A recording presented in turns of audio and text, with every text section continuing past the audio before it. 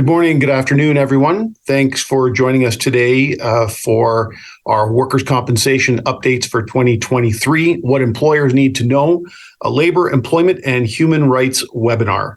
While I introduce myself and our speakers, please see the information slide that is on your screen. I'd like to draw your attention to the survey piece. We value your feedback on our sessions and encourage you to fill in the survey before you log out of the webinar today. Just a couple of changes as well. If you are looking to ask a question today, please click on the Ask button and place your question there. As well, if you're looking for today's material, you can download them under the Handout tab. My name is David Marchione. I'm an occupational health and safety consultant and paralegal here in Fasken, Toronto office.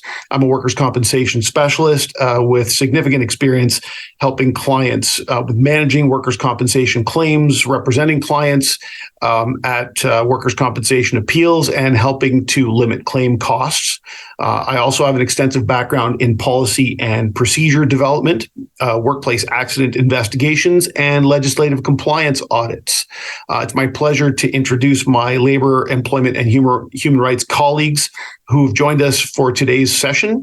We have Richard Savage, who is counsel in Fasken's Vancouver office. He has a broad law practice that includes practice before the Canadian International Trade Tribunal, Labor Relations Board, the Employment Standards Branch, WorkSafe BC, the Workers' Compensation Appeals Tribunal, and provincial British Columbia Supreme and provincial courts. We also have Louis Thomas Bélanger, an associate in our Montreal office. Louis' practice focuses on various aspects of labor, such as human rights, employment, legal obligations, labor relations, and collective bargaining, among others.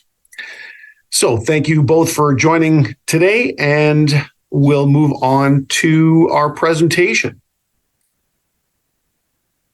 Our agenda today, we're going to be talking about updates in workers' compensation law across the country, and then we're going to move on and talk about recent case law and what employers need to know.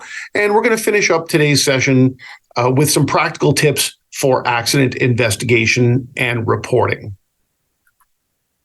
Next slide, please. So starting off with updates in workers' compensation law.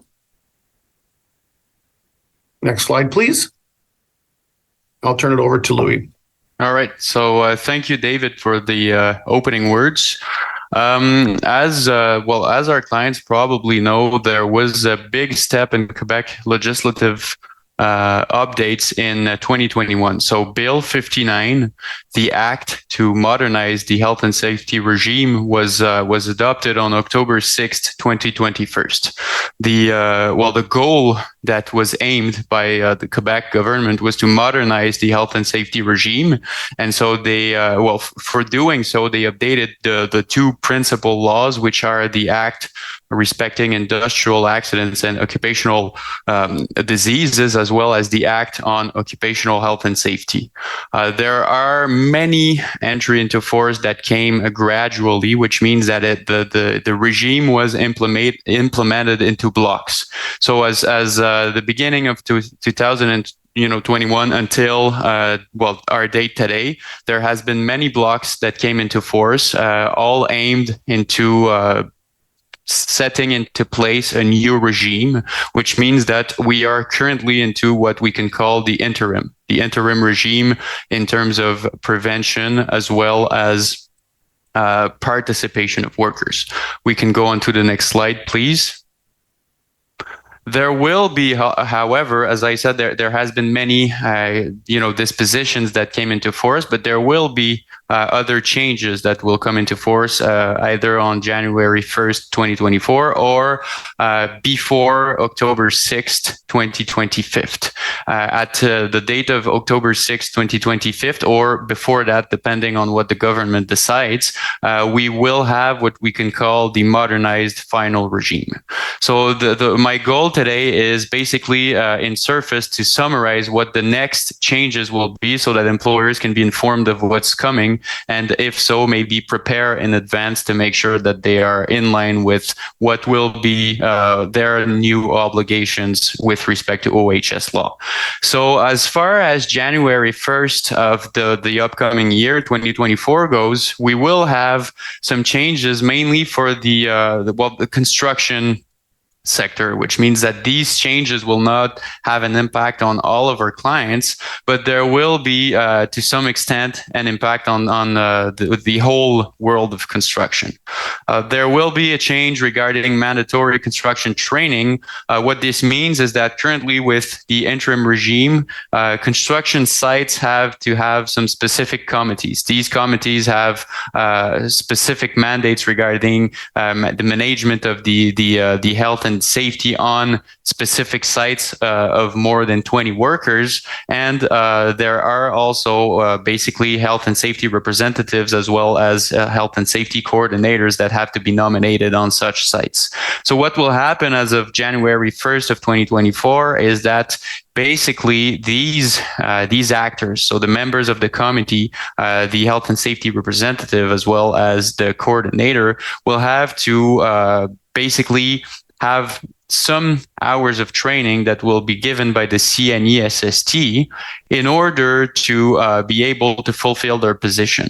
The hours of training will depend on the degree of obligations or risk, of course, but basically on the position that is held, which means that if someone wants to be part of a committee, for example, they would have to have 1 hour of training in bank in order to be able to fulfill the position.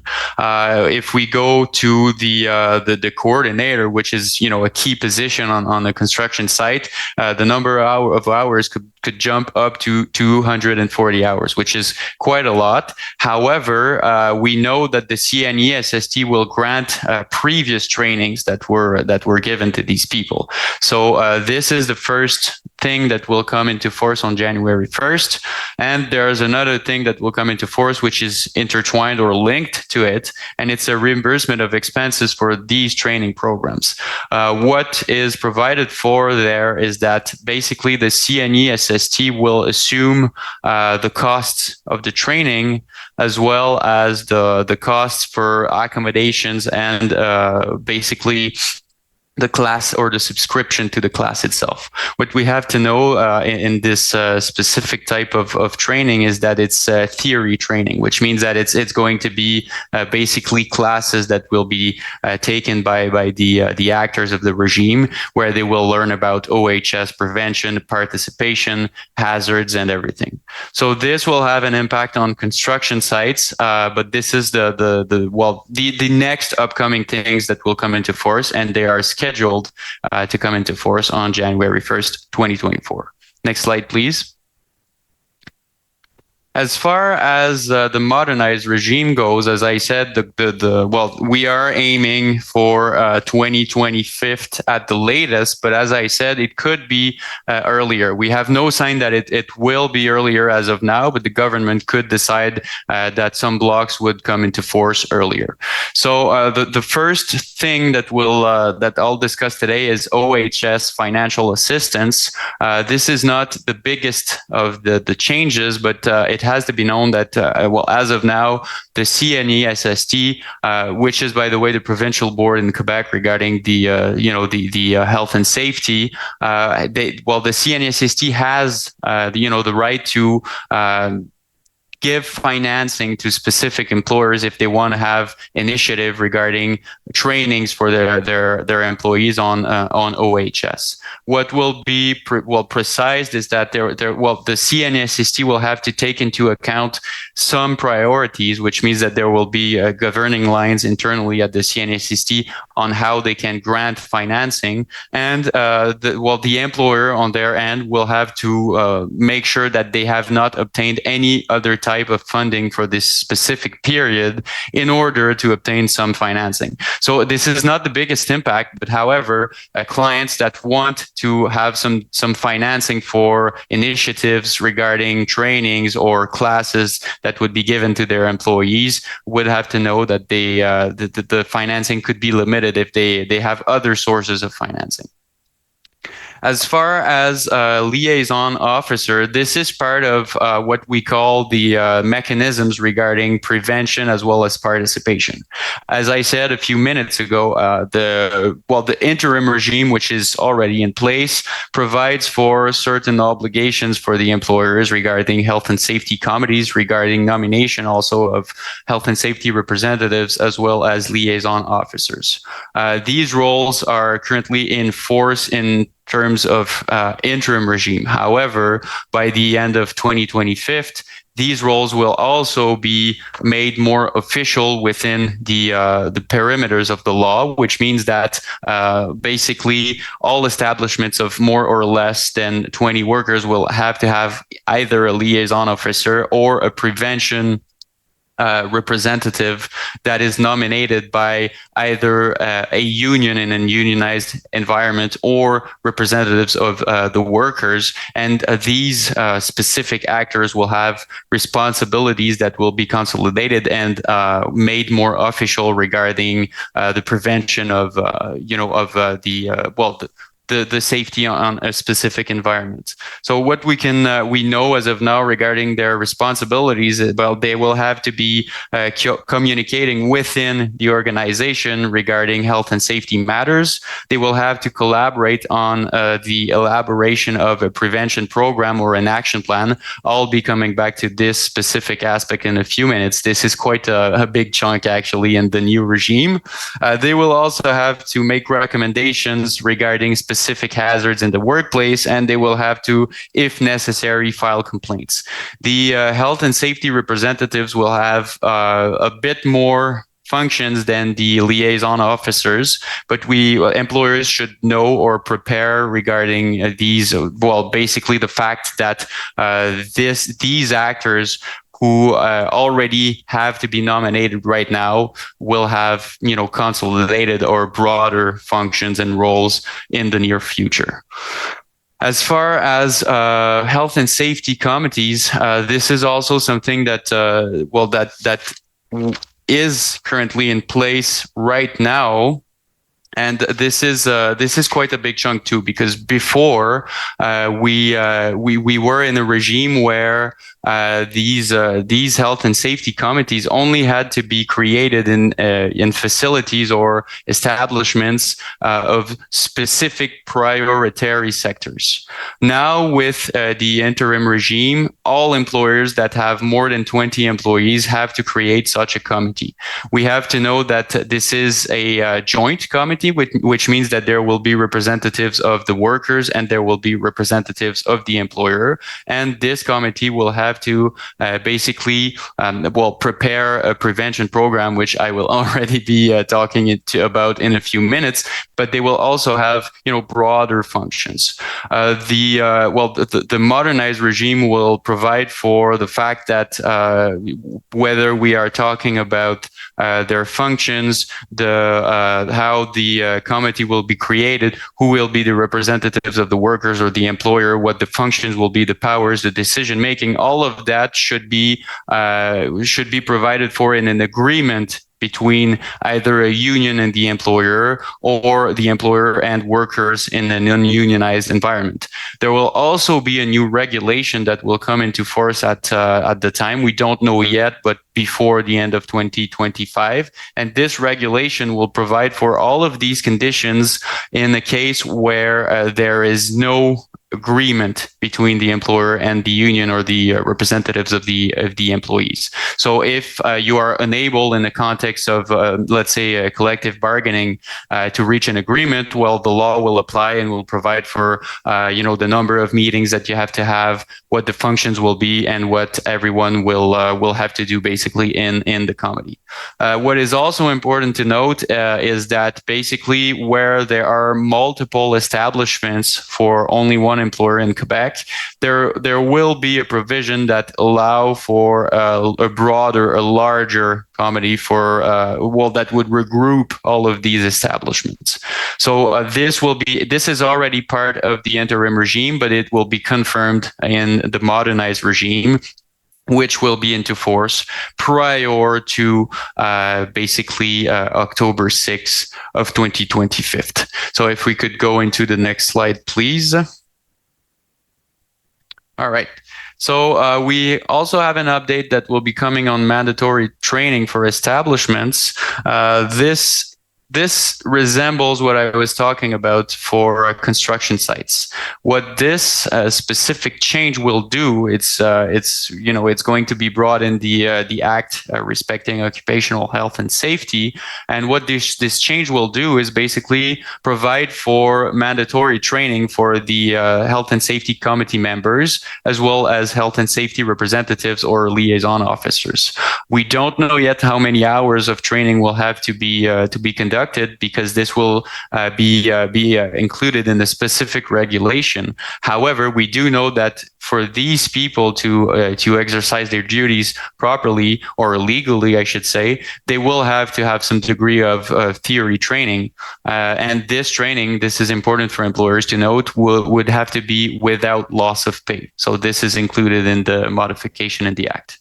As far as hazardous materials and contaminants go, there will also be some updates to some degree. There's already an obligation for employers to have registries, I should say, on these specific hazardous materials and contaminants. And these registries have to be communicated with the CNESST by law.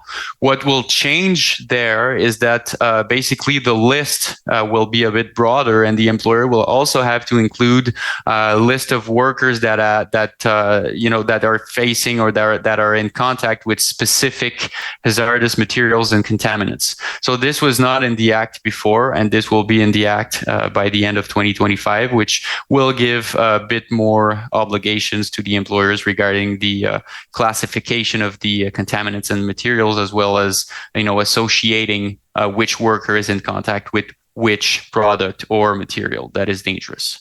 There will also be, and so the two next points in the PowerPoint or the slides are the action plan and the prevention program. These are two they are big chunks. They are going to be new, pending the coming into force of all of the dispositions in Bill 59. The action plan applies to establishments of fewer than 20 employees, and the prevention program will be applicable to all establishments of more than 20 employees. Before the entry into force of the modernized regime, we were not in a situation where all establishments had to have such programs. Only few actually had the obligation to prepare a prevention program. So if you're a part of the establishments that already have such a program, that's great. You will have a lot less work to do in the in the next months. However, we do recommend that the program be submitted to professionals, so that your organization can make sure that it is compliant with all the new obligations. The action plan and the prevention program will aim to basically inform employees of all hazards in the workplace and take corrective measures with basically timelines. So both share a lot in common, and both will be basically programs that the employer with the health and safety committee will have to prepare, and these programs will all have to some extent the identification of risks, measures, as well as priorities that have to be taken to eliminate, or if not possible, control the risks. They will all have to have timetables for the accomplishment of the various stages of prevention that have to be taken into account. There will also have to be some degree of monitoring and maintenance measures that have to be included in there, identification of protective equipment also, and OHS training and information. So basically these programs will have to be accessible for all workers, and would have to include a lot of elements on the prevention, as well as participation mechanisms on prevention of OHS hazards. I will say a word about the previous entry into force. We know that right now, basically, the employers have to prepare a list of risks that their workers are facing, it should be known that if you're not already doing so, well, it is an obligation under the interim regime, and the usage of this specific list of hazards, as well as general timeline of corrective measures, will be included in the prevention program. So the interim regime actually aims to help employers put into place the action plan or the prevention program.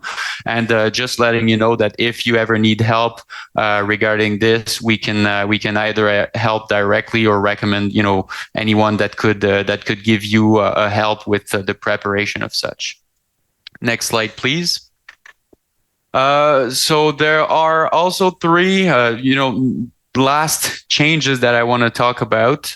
With respect to the health public sector, I'll be brief, but for clients of this sector, just know that the CNE SST will be working in closer contact with the ministry, the government, to provide your establishments with specific OHS reports as well as programs to control the risks there. This is already something that is in the law. However, the intervention of the CNE SST will be broader, and this is something that will be coming into force by the end of 2025, or maybe before that.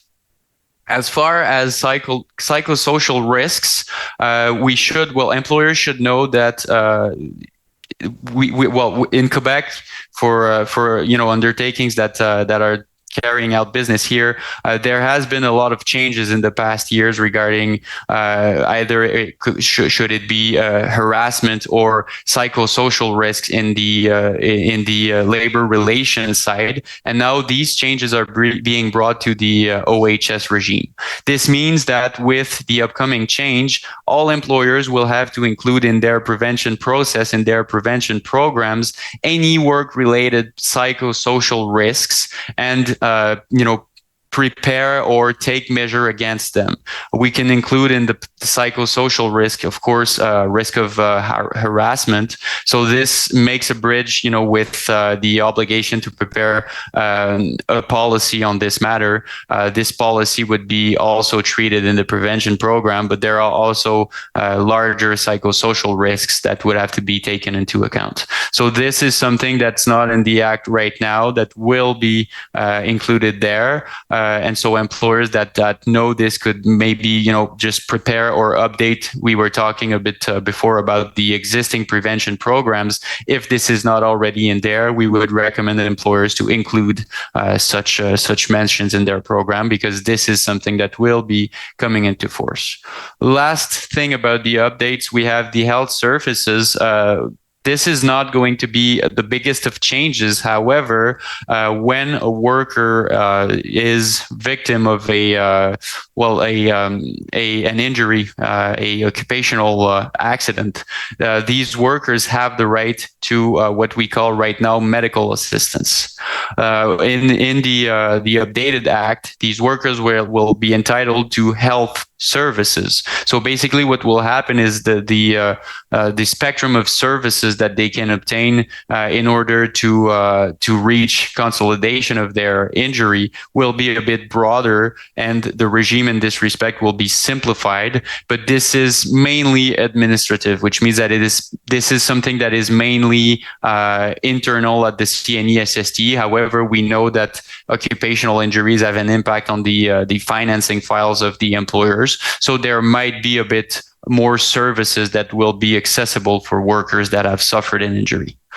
Next slide, please. Oh, this we can skip. Actually, I'll be talking about this when I summarize the case law in Quebec. So you can go on to the next slide. Perfect. Thank you, Louis. Okay, let's moving over to Ontario. Just a couple of updates for you. If I could have the next slide, please. So unlike our friends in Quebec and BC, occupational health and safety and workers' compensation are kept completely different, completely separate in Ontario. So I'm going to share some information about some changes that have already happened and are going to happen over at the WSIB. Recently, in September of 2023, the WSIB updated the employer's initial reporting obligations policy. Under the Workplace Safety and Insurance Act, employers are required to report to the WSIB, are required to notify the WSIB within 3 days of becoming aware that a worker has sought health care and or is absent from regular work if they've earned less than regular pay for their regular work, requires modified duties for less than regular pay, or if they require modified work at regular pay for more than 7 calendar days following the date of injury. So as I said, the reporting requirement starts when the employer becomes aware. Up until recently, up until September of 2023, even though the Act said that the WSIB needed to be notified within 3 days, WSIB policy allowed up to 7 calendar days for the employer to for the WSIB to receive the employer's report of injury. That policy was written at a time when people were using paper Form 7s, when they were still mailing them in, and since that has changed and the majority of employers are completing electronic Form 7s, the policy has been updated to be in line with the provisions of the Workplace Safety and Insurance Act. So the updated policy requires that the WSIB receive the employer's accident report within 3 business days after learning of the reporting obligation. So the sliding scale is when the employer learned of the reporting obligation. If the employer if the supervisor knows, the employer is deemed to know. And the requirement to report or to provide the WSIB with the report within 3 business days after learning of the reporting obligation takes into account that you could learn of the reporting obligation on a Friday, and you may need some time to complete the employer's report of injury, the Form 7. So it gives you 3 business days to get it to the WSIB. There are significant penalties that can come from late reporting. The WSIB has the ability to levy a $250 administrative penalty for late reporting. And that penalty can be up to $1,000 if the report is more than 30 days late. It doesn't matter whether employers agree that an injury is work-related or not. If there is an obligation to report, then the injury should be reported. It is your right to dispute an injury if you don't think it's work-related, but we highly discourage employers from not completing the Form 7 or the injury report just because they think an injury is not work-related. So, major update: make sure that you complete the form within 3 days and have it to the WSIB within 3 business days. It doesn't matter how you get it to the WSIB, even if you're still faxing it in. The requirement under the updated policy is for the WSIB to receive the report within 3 business days after learning of the reporting obligation. Okay, so that's a major update that you should be aware of. Next slide, please.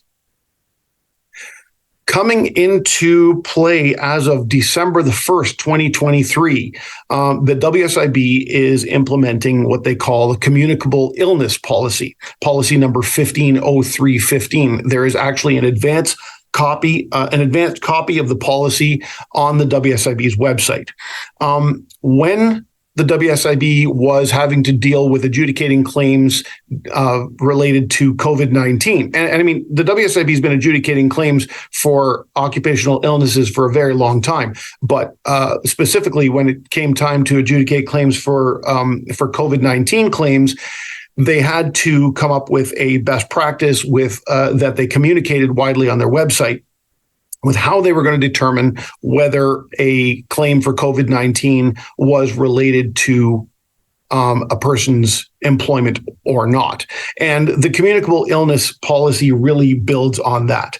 The premise is exactly the same as it is for any work-related injury or illness. There has to be evidence that supports that the worker's employment made a significant contribution to the work injury. It doesn't necessarily have to be the only cause, but it has to be a significant contributing factor. Some things that would be taken into consideration was, is the person at an increased risk of infection due to the nature of their employment? In cases where we're dealing with things like influenza, if we're dealing with things like COVID-19, if you're dealing with things like a norovirus, those things can be contracted anywhere, not necessarily at work. So the evidence has to demonstrate that it's more likely related to the work in the workplace than not, in order for entitlement to be allowed. So that is something to be aware of. Like I said, the policy requires that the illness has to have arisen out of and in the course of the worker's employment, and that's the standard to be met for any workers' compensation claim. So I'm going to share with you a link to the WSIB policy updates page, so that you can have a look at this updated policy and have it for your reference. But it is coming into play as of December the 1st, 2023, and will impact all claims that have a date of injury or illness as of December the 1st, 2023 as well. Next slide, please.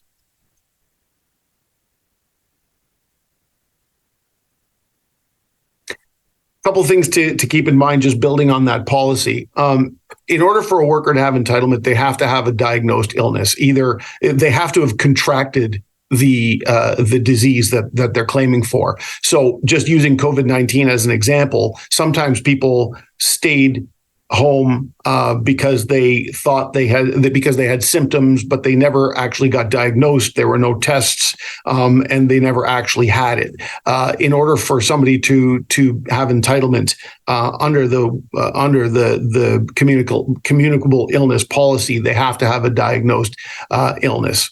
And as well, the policy addresses certain things like if a person stays home as a precautionary measure and loses time from work, if there's no diagnosis and they only stay home as a precautionary measure, there would not be any entitlement to any benefits, including wage loss benefits, because there's no confirmed illness. So in the absence of an illness, there cannot be an entitlement to benefits.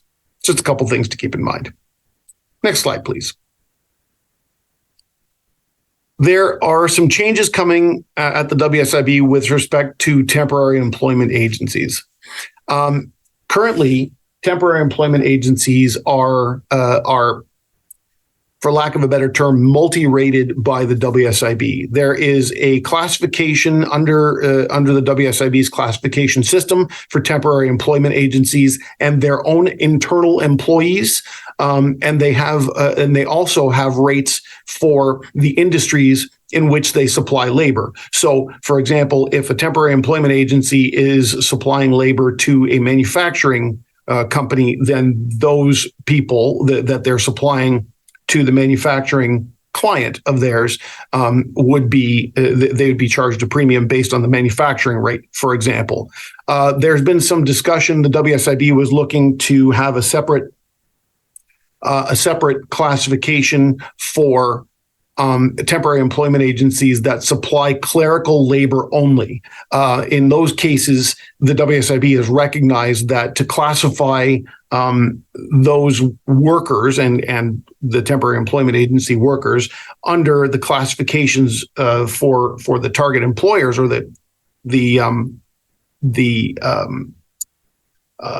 where they're going to be performing work may be unfair and result in higher premiums than they should be paid because they are clerical labor only and typically working in knowledge-based type of work. Their risk of injury is generally fairly low. So the WSIB is going to be making some changes effective January 1st, 2025, with a new classification that would be specific for supply of clerical labor. So just something to keep in mind for temporary employment agencies. There's been a lot of talk about temporary employment agencies recently and changes since the 2020 changes over at the WSIB and their classification system. So something new that is going to be coming in, which will hopefully benefit temporary employment agencies who supply clerical labor only. Next slide, please. Thank you, David. There's been a lot of changes in British Columbia starting in 2020 with the reorganization of the Act. So I'm going to be focusing on some changes, the most recent of which are going to be coming into force January 1st, 2024, coming out of Bill 41. Next slide. So Bill 41 received royal assent November 24th, 2022. And some changes took effect immediately. Some have taken effect over the last few years. And then the duty to cooperate and the duty to maintain employment, which I'll be focusing on, are those that are coming into force at the start of next year. There were some other changes as well that I'll touch on, provisions created to address claim suppression, independent health professionals process for reviews before WCAT. There was a fair practice commissioner. I'll touch on that. And there are a few things that affect your experience rating and claims costs that were changed. Interest payments on delayed benefits to workers were added, an increase to the maximum compensation for non-traumatic hearing loss, and an increased amount paid with respect to inflationary adjustments to closer match CPI changes. Next slide. So the big changes are with respect to the duty to accommodate during a WCB claim. There are existing statutory requirements that you may be aware of, but there are new ones coming on board that affect specifically workers' compensation claims that will have a dramatic change in how you handle and manage occupational injuries. Next slide. So as you may be aware, employers are required to comply with the duty to accommodate under the Human Rights Code. But there's been no statutory obligation in British Columbia under the Workers' Compensation Act to accommodate permanently injured workers in a return to work. This has led to conflicts, for example, where WorkSafe BC is saying to the employer that a worker cannot return to their pre-injury employment, and then moving them down on the voc rehab steps to exploring employment with different employers, different occupations, and where employers may not be meeting their Human Rights Code obligations. Certainly that's an issue that I've dealt with in the past. These issues could lead to employers inadvertently breaching the Human Rights Code, even though they had every intention of complying, just because of the confusion between how WorkSafe BC managed injuries and how employers needed to manage injuries. So what we'll be seeing is obligations under the Workers' Compensation Act requiring accommodation explicitly, but also bringing the obligations that employers already had regarding the Human Rights Code in line with those under the Workers' Compensation Act. Now, I think that how WorkSafe BC traditionally managed this was there was an implied obligation to accommodate with the presumption that employers would do so, because if they failed to accommodate a worker, there would be potentially retraining costs, additional wage loss, and that would increase their claims costs and ultimately their experience rating. However, that's been determined not to be sufficient. So what we're seeing is this dramatic change. Next slide.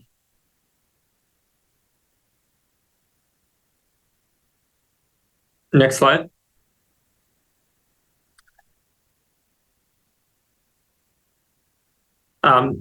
So the Workers' Compensation Amendment Act created two obligations. The first is the duty to cooperate, and the second is the duty to maintain employment.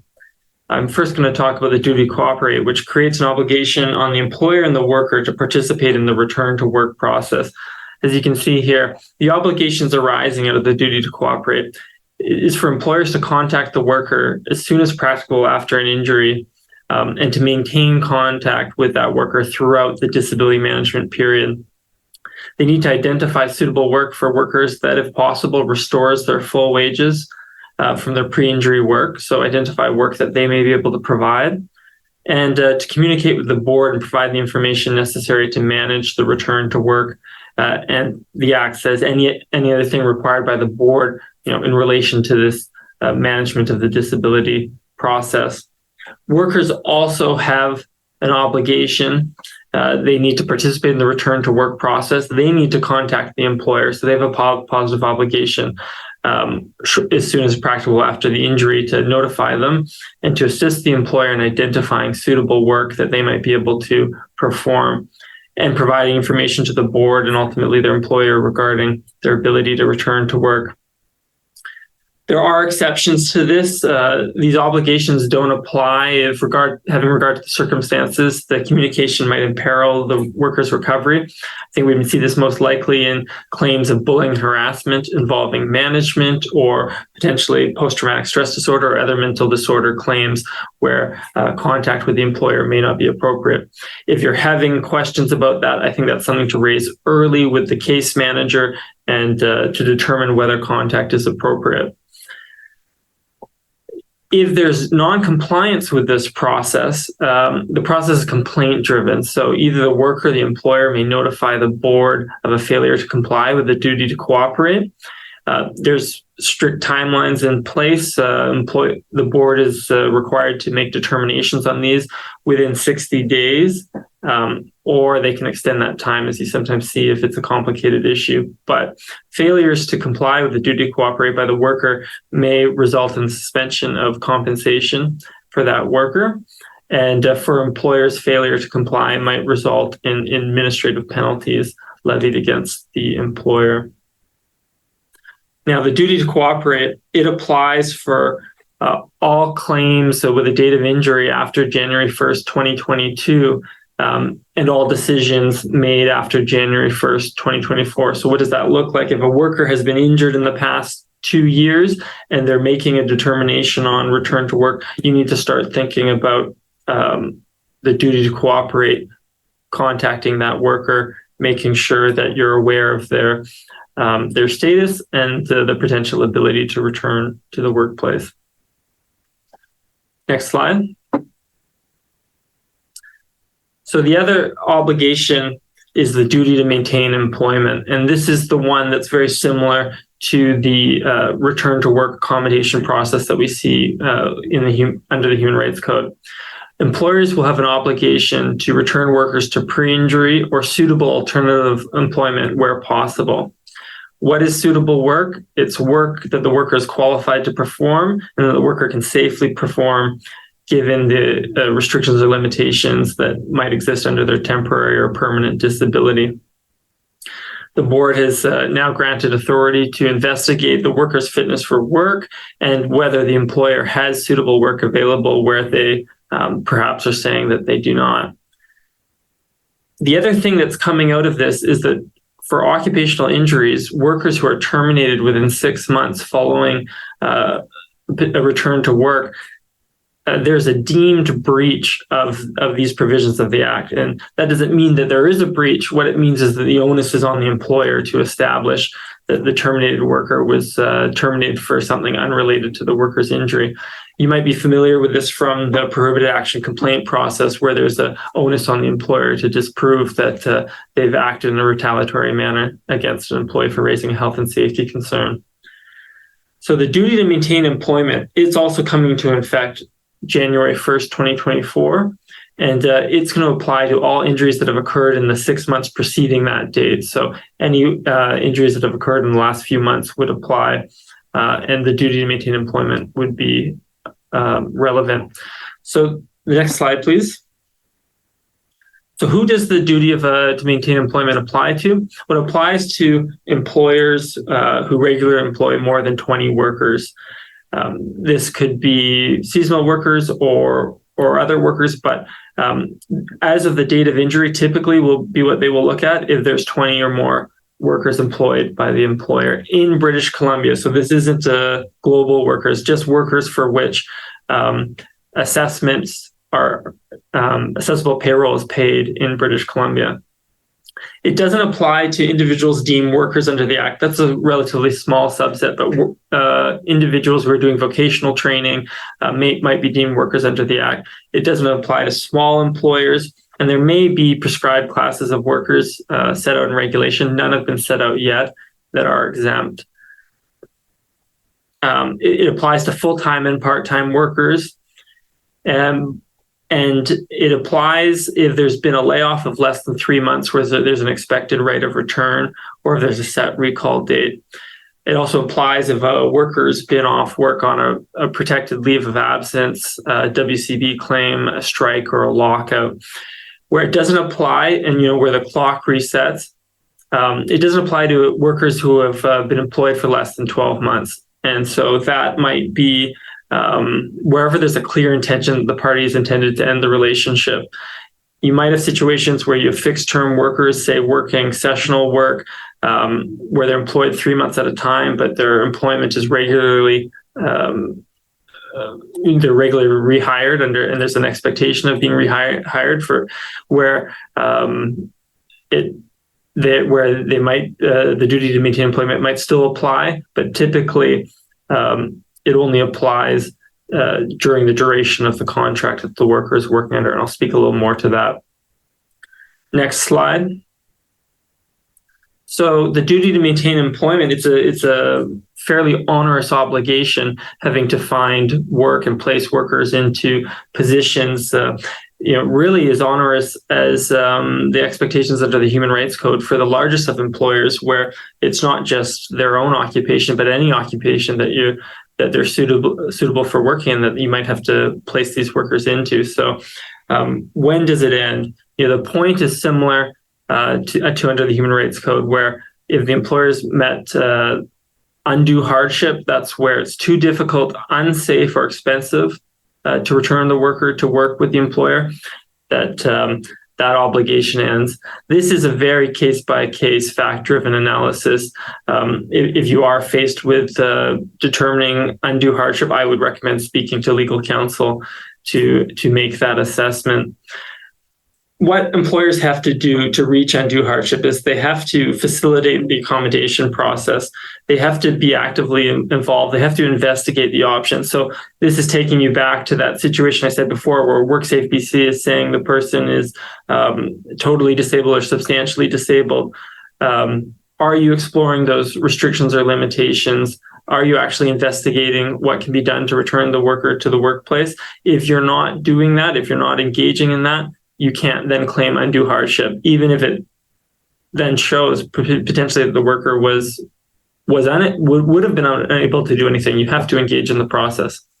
The other way the duty to maintain employment can end is essentially 2 years from the date of injury, and it can end in two different ways. If the worker has been out of work and unable to return to any position for 2 years from the date of injury, the obligations under the duty to maintain employment will end. I note, though, that doesn't mean your obligations under the Human Rights Code have been satisfied. So just because your obligations under the Workers' Compensation Act and under the duty to maintain employment have ended doesn't mean then that you can terminate their employment without considering potentially those other factors outside of the Workers' Compensation Act. The other is if the worker has been able to return to the workplace under suitable work with the employer, the obligation regarding offering pre-injury work or accommodated work ends after the 2-year point. But if the worker is already working in an accommodated, suitable position, the obligation to maintain those changes or accommodations that are provided doesn't end. And finally, as I was alluding to before, the duty to maintain employment ends when the employment relationship ends. So this might be where the worker has voluntarily resigned, or it might be a situation where the worker was working under a fixed term contract and that comes to an end. So if you have a worker working seasonal work, fixed term contract, you don't have a duty to maintain employment after the employment relationship naturally would have ended, but for this workplace injury. With the exception being that little caveat that if you have a worker who's worked for you for 20 years under fixed term contracts, there may be an obligation in those circumstances. Next slide. So for those employers working under collective agreements, how do these changes interact with the collective bargaining agreement? Workers will be entitled to the greater of benefits provided under either the collective bargaining agreement or the Workers' Compensation Act. So whatever returns them to work with the greatest benefits, that's what will apply. With the one carve out, the exception being seniority rights are not displaced by the new requirements. So if you have positions that are posted into, and a more senior worker under the collective agreement can post into a position that a worker is temporarily being accommodated in, that can still displace that worker in their temporary accommodation if provided for under the collective agreement. Next slide. So what are the penalties for non-compliance with these new provisions? The failure to comply with the duty to cooperate or the duty to maintain employment can result in administrative penalties. The administrative penalties are set by the maximum wage rate under the Workers' Compensation Act. This changes every year. For 2024, when it comes into force, it will be $116,700 as the potential maximum penalty. There can also be other impacts to the employer. Breaches to the impact can affect the claims costs of the employer and affect the experience rating of the employer. And it can not just be the claims costs for the worker during their period of disability, but under these changes, the worker can be paid for up to a period of a year compensation where there's a failure for non-compliance under the Act. Finally, human rights code obligations for non-compliance can result in a human rights complaint and injury to dignity damages potentially, and claims under that regime. So next slide, please. So those are the changes under the duty to cooperate and the duty to maintain employment. Just to expand a little further on some of the other changes under Bill 41. WorkSafe BC's ability to prohibit employers from suppressing workers' compensation claims was changed. So this is a specific explicit language changing Section 73 of the Act, setting out that an employer or supervisor must not, by agreement, threat, promise, or inducement, persuasion, or any other means seek to discourage, impede, dissuade a worker or a dependent worker from making or maintaining an application for compensation under the compensation provisions of the Act. So what does this mean? If there's an allegation of that, an employer can receive an administrative penalty if the board determines that they've engaged in claim suppression. The other one, and I think one that employers have been looking for a while, is this independent health professional review under claims that are being appealed to the Workers' Compensation Appeal Tribunal. This allows the employer or the worker to request the tribunal engage an independent health professional to do an assessment of the claim and provide new medical evidence that might be used during the appeal. I think that's something that employers have been requesting for a long time because it can be so difficult where workers control to some extent who they're seeing, who the clinicians that they are being observed under. And it prevents employers from sometimes feeling that they can get impartial medical information on a worker's claim.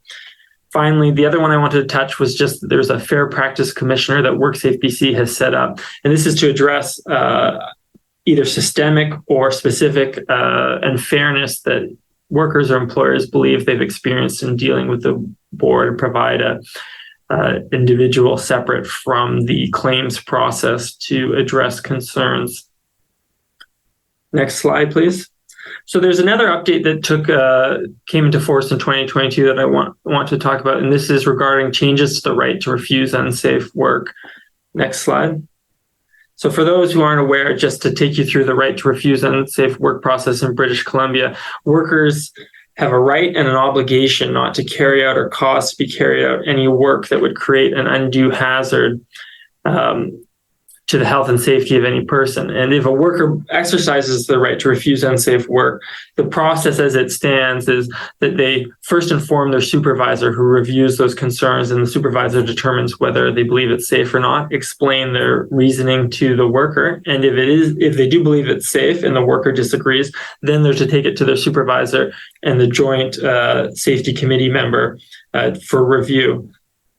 another discussion occurs, and if they don't believe, if the supervisor and the joint committee believe it's safe and the worker doesn't, then the worker is to advance that right to refuse unsafe work, and the employer to a WorkSafe BC officer to make a determination.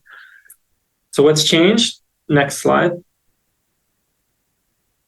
So the occupational health and safety regulations have been revised, and what they now require is written notice to any substitute workers during the refusal process. So if the employer determines that it's safe, the worker is still refusing, and the employer is deciding that they want to engage other workers to perform the work who believe that it's safe, employers now need to notify other workers that a worker has refused the work, provide the reasoning why the worker has refused the work, the reason why the employer believes the work doesn't create an undue hazard for the other worker, and or the health and safety of other people, and information about any subsequent worker's right to refuse unsafe work. So make sure they're informed of the work refusal process prior to them continuing with work where there has been a work refusal. The other important thing is that written notice must be given both to the substitute worker and the joint committee of all these factors when there's a worker performing work where there's been an unsafe work refusal. So a more rigorous change, and one that needs to be documented, or you can certainly get yourself into hot water with WorkSafe BC. Next slide. So next, we're going to address recent case law rising out of the various jurisdictions. I'm first going to speak to a case coming out of British Columbia. This is Ahuwelia in British Columbia.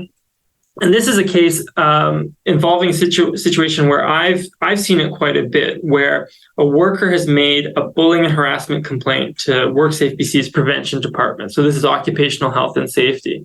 And in this case, the worker raised a complaint with her employer. It was regarding a complaint of bullying and harassment by her assistant manager. And the assistant manager had allegedly bullied her in the presence of the manager. And so she raised this complaint to the supervisor, and the supervisor notified the area manager, who undertook an investigation.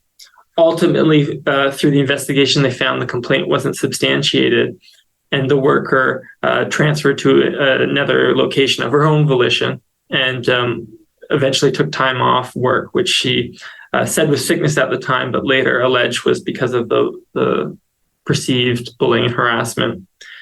The worker filed a complaint of bullying and harassment with the prevention department, which was denied, and pursued appeals of this up to the British Columbia Court of Appeals, so the review division and beyond. What she'd argued is the employer had failed to conduct an adequate investigation, and that the investigation lacked impartiality due to the store manager's role in conducting the investigation. So this is something that you see where the worker potentially names everyone under the sun in a bullying harassment complaint. And in this case, she'd referred to the supervisor as in her complaint, although she'd made the complaint to the supervisor.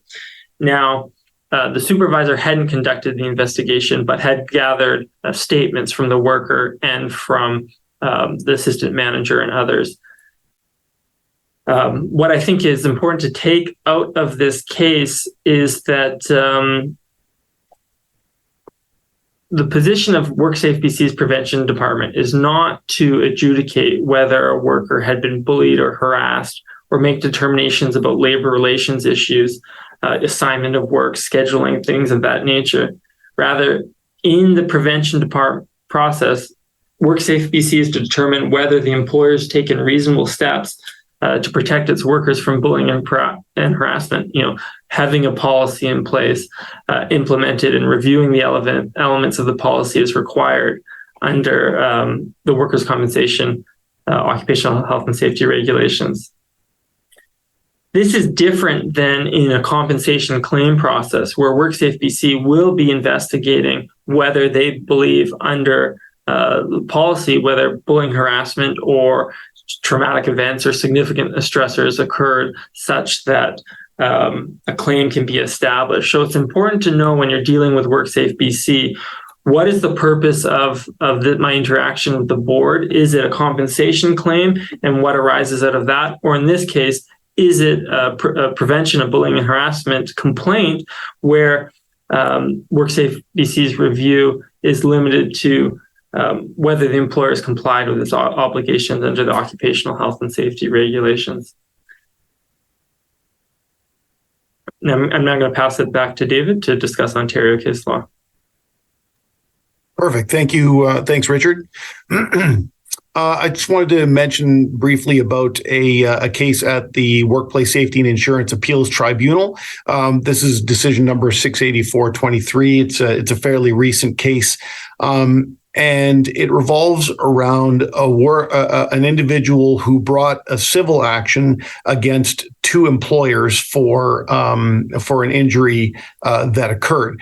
This particular individual was working at a construction project, and he left the rooftop worksite location, was going to take an elevator to the main floor of the building that they were working on. While he was in the elevator, it dropped suddenly and then stopped, it causing him to injure his hip.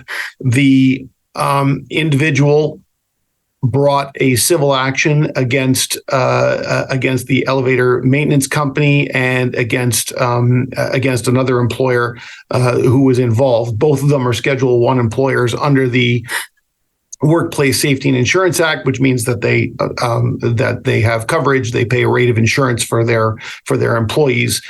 He raised a number of arguments. First of all, he argued that there was negligence involved in allowing them to use the elevator. Because the workers' compensation regime is a no-fault system, then the argument regarding negligence didn't matter.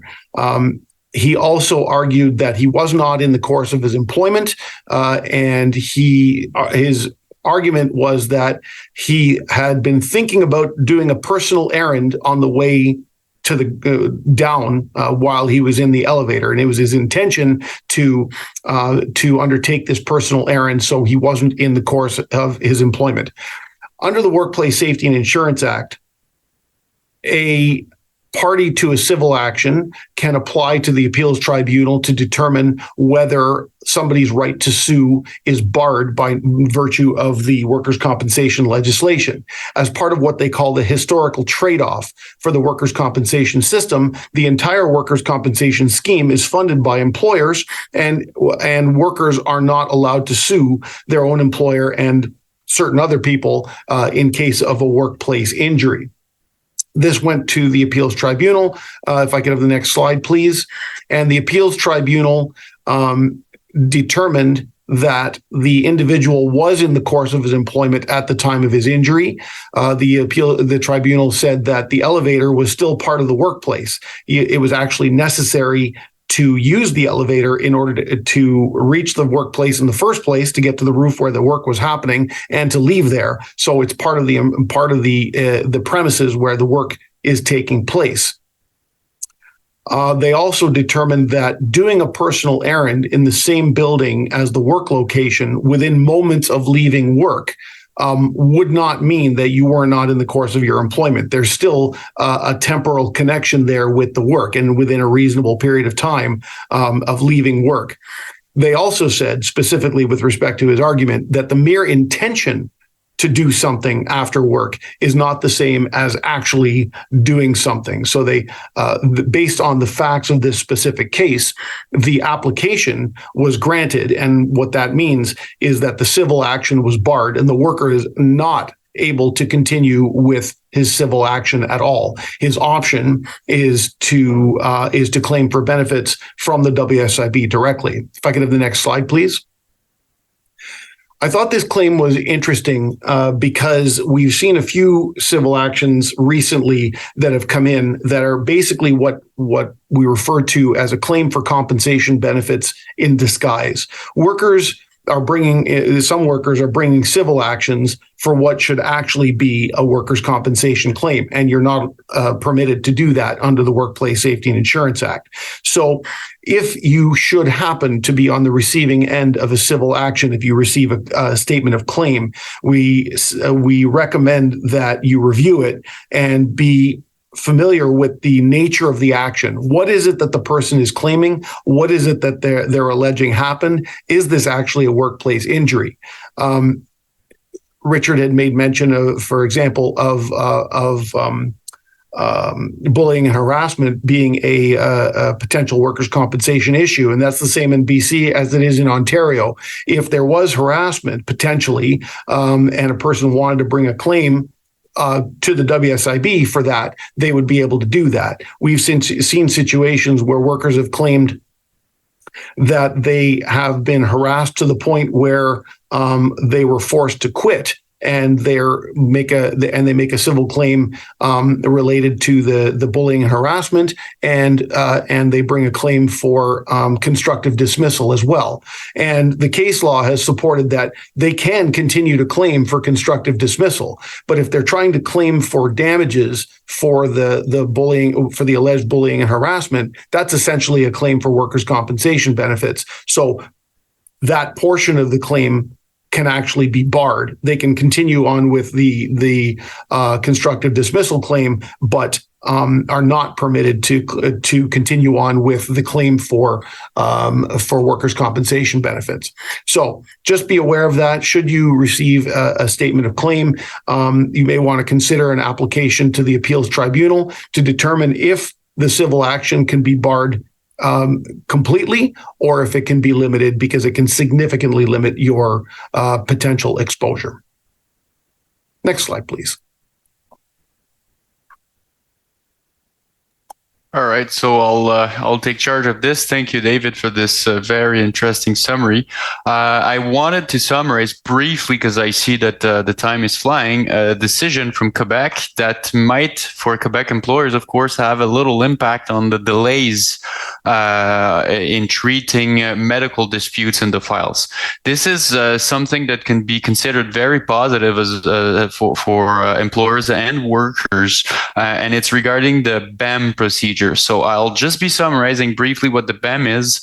In Quebec, where you have a medical dispute, which means that the treating physician of a worker that has filed and has been admitted with respect to an occupational injury has rendered a conclusion, whether it is regarding a diagnosis or a date of consolidation or impairment or treatments, and the employer feels like the employer is not agreeing with the treating physician, the employer has the right to seize the CNESST of the dispute. And what the CNESST will do in such scenario is they will seize what we call the Medical Evaluation Bureau. So we call that the BAM of the dispute. So the BAM will, after being seized, will mandate an expert, and the expert will render some conclusions, whether we're talking about consolidation, diagnosis, or whatever element I was talking about. Basically, the expert from the BAM will render a report, and after that, the CNESST will render a decision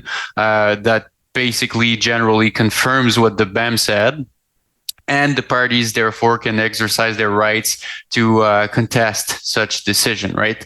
So right now, we are, and any employer that has been through this procedure will know what I'm talking about. We are having problems with the delays with the BAM. For example, if you have a psychological claim and you're having a dispute on diagnosis or consolidation, right now the delays are normally about 2 years, so that you could obtain a report from the BAM and then move on and go on with the dispute to the CNESST or the labor tribunal. So the decision I wanted to present is very interesting regarding the delays, because in this case there was a worker that had been, the victim of a occupational injury. The incident was from 2015, and the diagnosis was a complex regional pain syndrome, which is an hybrid between a physical injury as well as psychological injury.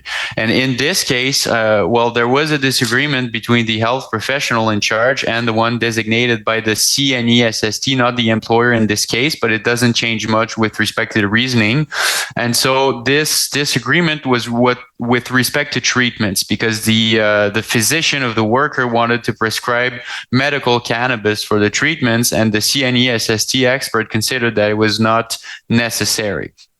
So what happened there is the CNESST tried to request the BEM to appoint one of its members to render a report on the necessity of the medical cannabis as a prescription.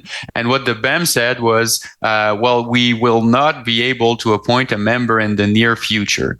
The CNESST followed up many times with the BEM, and the answer was the same at all times. Basically, we are not going to be able to fulfill the position for the expert and render an opinion in a reasonable delay. So basically, what the CNESST did is they withdrawn their request with the BEM, and they rendered a decision based on their own expertise, the expertise that they had on file, saying that the medical cannabis was not necessary. So we can go into the next slide.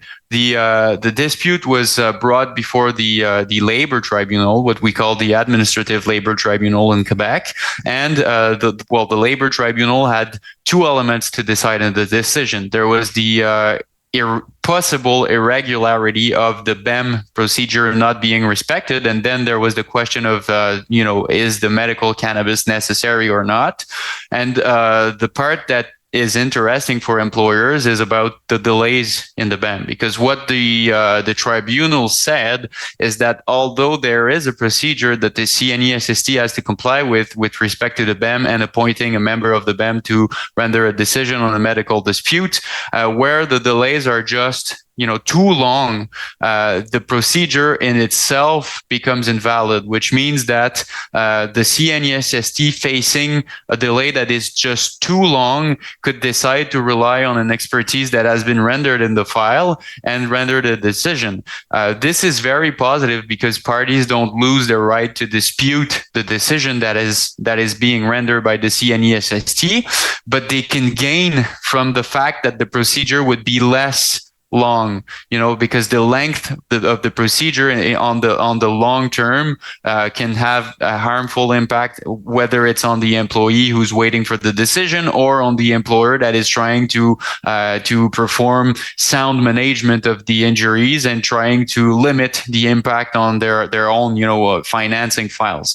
So I just wanted to inform employers that this decision has been rendered because there might be impacts in the near future. There might be other decisions rendered by the CNESST that are rendered despite the fact that the BEM is not being seized of a medical dispute. This might be the scenario, and so employers should know that, because the files that they thought would be put on hold for a long time might actually not be, which is in the end, which is good for the management of the regime on the employer's end. So I'll go into the next slide, please. Perfect. Thank you, Louis. We're going to finish off today's material with just a few practical tips on incident investigation and reporting. If we go to the next slide, please. As I said at the beginning of today's conversation, the majority of my practice is dealing with workers' compensation issues, and common issues that I see, and I thought it'd be good to address today, are dealing with incident investigations and information that's provided to the compensation board, either to support that there's a work-related injury or dispute that there's a work-related injury. So the biggest issues that we see and that I see often is a lack of detail in how an incident occurred. It's important that you as an employer have a good understanding of exactly how the incident occurred. If you have questions about how it occurred, then it's likely that the compensation board is also going to have questions about how it occurred. So it really, really is, I can't stress enough about how important it is to get a good understanding. If the worker can't describe it to you, then that calls into question, how exactly it happened. There may be a reason why they can't describe it. For example, if they slipped, fell, and they have a concussion and they don't remember, then that's one thing. But otherwise, they should be able to describe how the incident occurred. If we're talking about things like if they're claiming something is say we were talking about communicable illnesses or work related illnesses, how do they think it's work related, or why do they think it's work related? And I think it's okay to ask those questions, because there could be any number of reasons or sources for this potential illness. So how do they think it's work related or why? The lack of detail leads to incomplete reporting to the compensation boards. And in my experience, the compensation boards don't always do a good job at investigating how an incident occurred in order to reach a decision. Because they ultimately have the mandate to make those decisions, then it's important, in my view, to provide them with good information for them to do so. The other common issue that I see is a failure to report, where, and I mentioned this before, where an employer doesn't think an issue is work related. And I had mentioned that it's important to report even if you disagree that an injury is work related. And I think it's absolutely fine to state your disagreement at the outset. You can be held accountable for a failure to report. You can be held, and there are administrative penalties. There are potential charges under the legislation. So, there's a lot of downside risk to not reporting. And as Richard mentioned, BC is bringing it in, and Ontario already has provisions with respect to claim suppression. So please, whatever you do, do not take any steps to dissuade a worker from making a claim to the compensation board. It is their right to make a claim. It is your right to dispute that claim, but you can be held significantly on the wrong side of the legislation if it seems like you're trying to keep them from doing so. If I could have the next slide, please.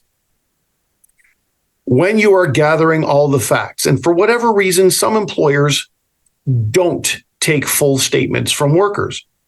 Get an understanding of what it is that happened. How exactly did the injury occur? I had a claim once where a worker was claiming for a repetitive strain injury after using a machine that had hands-free operation. How exactly did that happen? So how did the injury occur? What were they doing at the time? When exactly did it occur? Where exactly did it occur? In this age where people that are doing hybrid work, this information is important as well. Exactly what time did it happen? Where did it happen? What were you doing at the time? Just because somebody's working at home doesn't mean they can't have a work-related injury. But if they were carrying a load of laundry down the stairs, that's different than just going down the stairs to go and have some lunch. There was a claim that we had talked about during last year's seminar out of Quebec, where somebody had fallen down the stairs and it went all the way to the tribunal, and the claim was allowed because there are reasonably incidental activities to work even when people are working at home. Were there any witnesses? In my quarter century doing this type of work, I'm amazed at how few times there are witnesses to incidents. But ask the question, were there any witnesses? Did anybody see what happened? If it occurred at a remote workplace, ask for some photographs. Where exactly did it occur? And in order to be able to fully understand the situation. So be satisfied that you have that understanding of what happened, how it happened. Make sure that those details are reported to the compensation board within the required time limits. As I said, I think it's important to provide as much information about the claim at the outset. The decision maker or decision makers are ultimately going to make a determination, and you can disagree with it. You have the right to appeal, but I think it's important to try and get in front of it, especially if you have questions about the work relatedness of a claim to begin with. So be satisfied that you have a good understanding of what happened and how, and then go ahead and make that report. Okay. Next slide, please. So now's the time when we are going to switch gears a little bit and answer some of the questions that have come in. We did have a few questions that came in before the presentation, and a few that have come in since then. And I'm going to start with Louis. What is or are the most important modifications that came into force regarding Bill 59? All right, that's actually quite a good question, because as I was talking about today, I aimed at summarizing what was going to be coming next. However, as I quickly mentioned, there has been quite a few changes that have come into force. Some of them are really major, some of them are less major. It's a hard question. However, I would say that there are. I will give a few examples of the changes that I think are the most relevant. There are changes that came into force right where the bill itself came into force or was assented at first. We are talking October 2021 about telecommuting.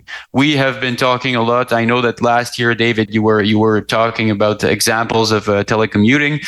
We're not talking about the act respecting industrial accidents of Quebec, but we're talking about the act respecting occupational health and safety, which was amended to add that basically telecommuting was considered part of the workplace. So of course we know that employers, this is the case probably in every of the provinces, but employers have to prevent hazards, have to control hazards in the workplace. And so this was a big chunk of the changes, because the law now clearly states that an employee working from home, well, the space where they are working would be considered part of the workplace.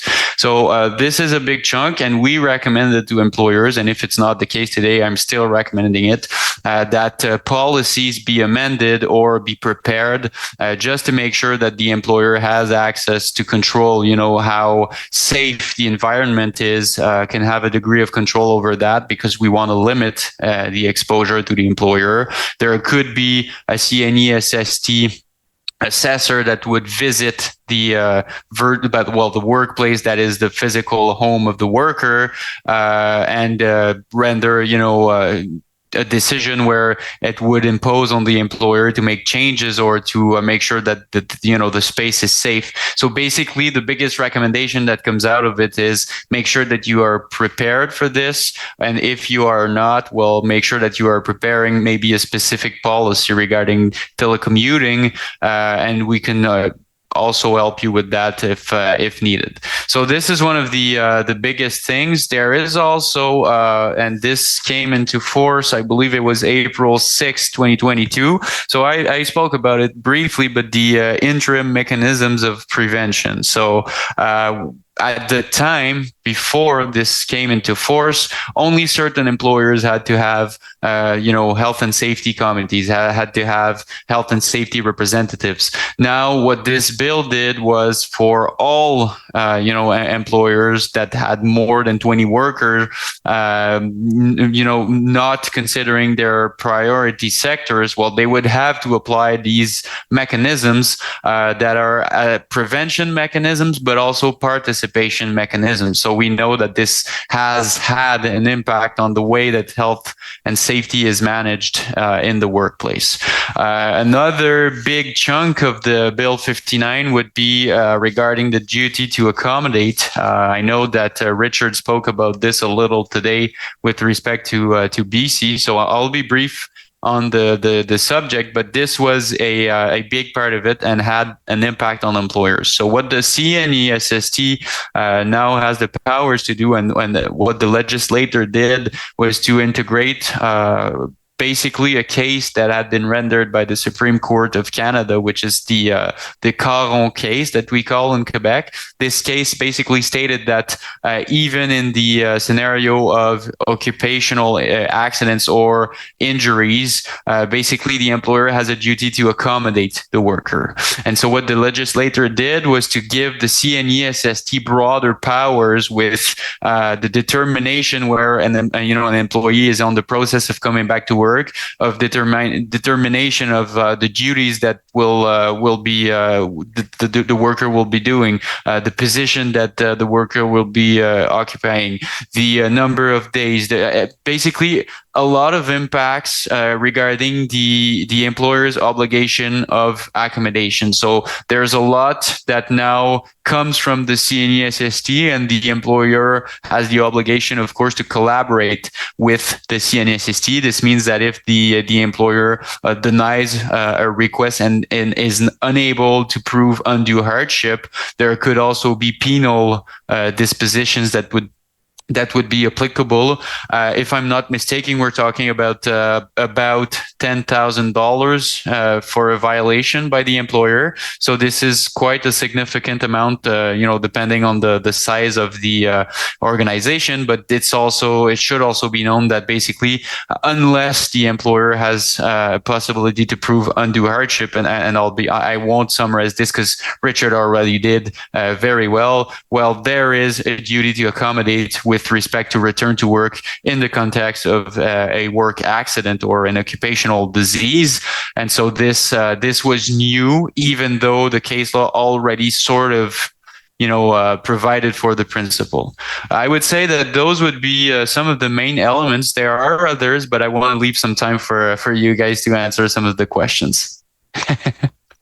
Perfect. Thank you. And you made some good points because in Ontario, we already have the duty to cooperate with respect to return to work. And it's interesting because my career started at the WSIB here in Ontario. And at that time, people could just say, no, we didn't have any modified work. We can't accommodate. And the WSIB would just say, okay, and leave it alone. That is not the case anymore. Now we have to show, as Richard said, that we're taking steps to try and to accommodate, and a failure to do so can lead to potential administrative penalties.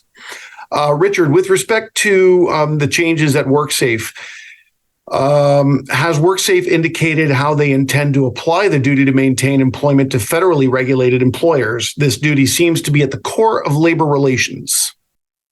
So WorkSafe BC hasn't provided any guidance of that I'm aware. With respect to federal employers, the changes to the Act are with respect to the compensation provisions of the Act and not the health and safety provisions. So if you think about that, for example, the application of the Canada Labour Code, and that it takes precedent over the occupational health and safety regime in British Columbia for federally regulated employees. You don't see that under the compensation provision. So I would expect WorkSafe BC to take the position that it applies to federally regulated employers. It will be interesting to see a constitutional question there. Maybe there's an employer who wants to run that one in terms of whether it infringes on the division of powers. Well, but I guess I think you'd agree with me. Provincial, workers' compensation is a provincially regulated regime, regardless of whether the employer is provincially or federally regulated. So the applicable compensation board has the ability to impose those requirements, correct? Yeah, and that's what they've done, and that's why it falls into the compensation provisions of the regime. Yeah. Yeah, it's interesting. Like I said, we've had the duty to the reemployment obligation, as we call it. The criteria in Ontario are exactly the same. The potential for penalties are exactly the same. There's a reverse onus provision if somebody is terminated within 6 months of their return to work. Exactly the same. So changes for BC certainly, and but it'll be interesting to see how these changes shake out. There were a couple of questions that came in with respect to the communicable illness procedure or policy that I had mentioned. One of the questions was, how does an employer go about proving an illness was not contracted at work, and what's the threshold for significant contribution to contracting the illness? Those are really good questions. So it's really, in my view, not up to the employer to show that the illness was not contracted at work, as much as it is that the worker is going to need to show that it was contracted at work. But some of the criteria that would be looked at are, what type of work does this worker do? One of the examples that's in the draft policy, the advanced copy of the policy, is a childcare worker who develops norovirus, and it's confirmed that a number of the children that they work with had contracted norovirus, and there were a number of cases in the workplace. Well, since that person is working with these children and the children have it, they were at a higher risk than somebody in the general public of having it. So in that case, it makes a significant contribution. It made a significant contribution. The work made a significant contribution. And the threshold in workers' compensation law at all times is significant contribution. Doesn't need to be the only contributor, but it needs to be a significant contributor, not just making a minor contribution. So that's likely how those things would be adjudicated. There were a couple of questions that came in with respect to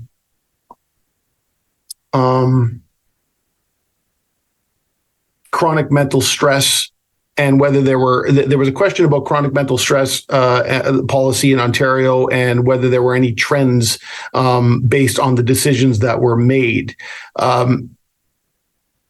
Just briefly, we talked a little bit about potential stress claims related to workplace harassment. There's been no updates to the chronic mental stress policy. There are no trends, except that the cases are determined on a case-by-case basis based on what the worker is alleged to have been exposed to and the interactions that led to their diagnosed illness. So, did those meet the threshold of workplace harassment? There is no entitlement for what the WSIB calls interpersonal conflict. So just because people don't get along in the workplace, even if they don't get along with their managers or supervisors, there is no entitlement for that unless there was behavior on the part of the manager or supervisor that rose to the threshold of workplace harassment. If that's the case, then there could be entitlement. But other than that, that's considered to be interpersonal conflict. The policies recognize that sometimes people just don't get along, and there's no entitlement for that. If I may, David, just wanted to say in Quebec, it's also the case. So just wanted to say this could be applicable for Quebec clients too.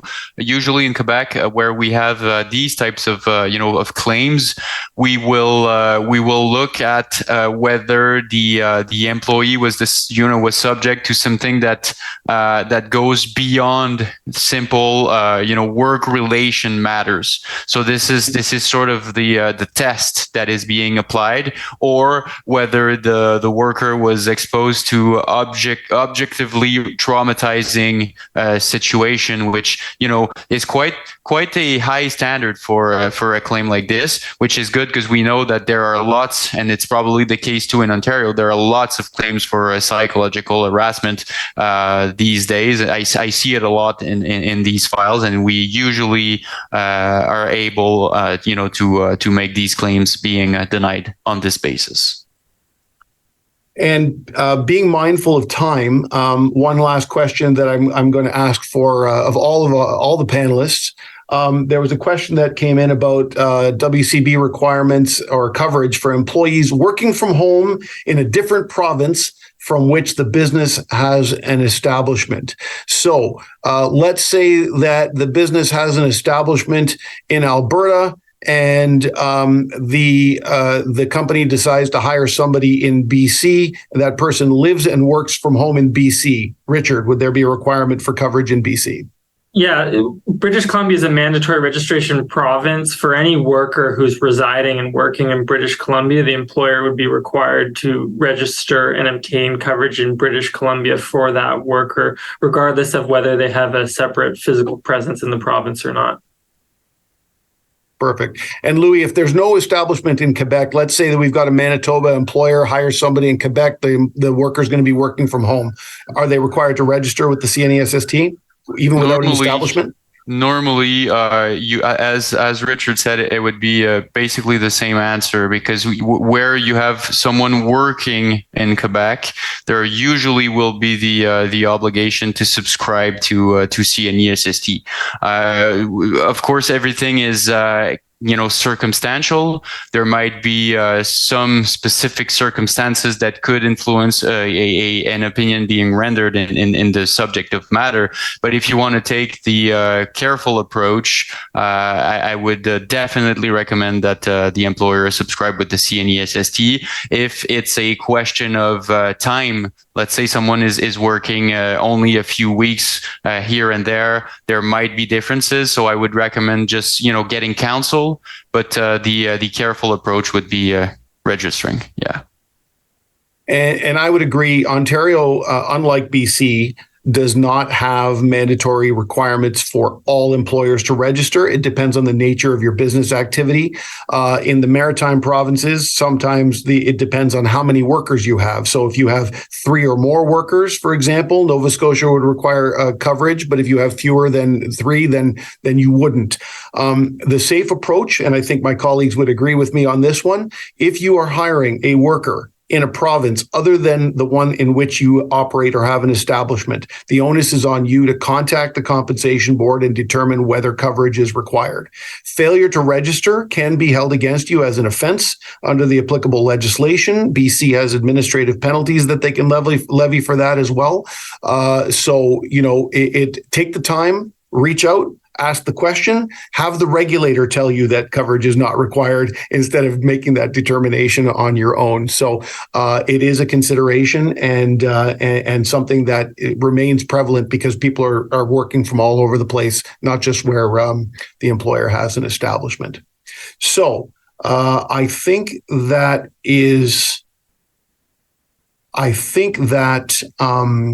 that is going to bring us to the end of our presentation today. On behalf of Fasken and my fellow panel members, I'd like to thank you all for joining us today.